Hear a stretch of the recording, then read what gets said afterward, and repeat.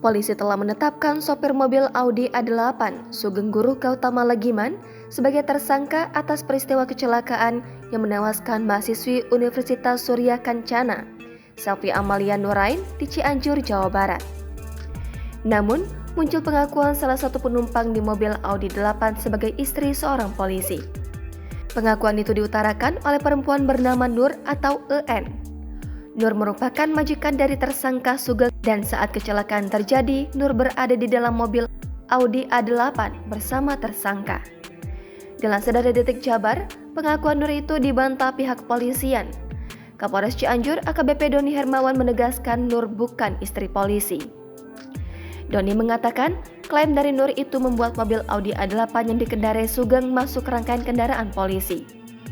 Nur lalu memerintahkan Sugeng masuk iring-iringan tersebut sehingga berujung kecelakaan maut itu. Nur juga sebelumnya mengaku mobil Audi A8 itu milik suaminya yang merupakan polisi. Dia tidak menjelaskan detail mengenai jabatan suaminya. Nur hanya menyebut suaminya berinisial D adalah anggota Polri.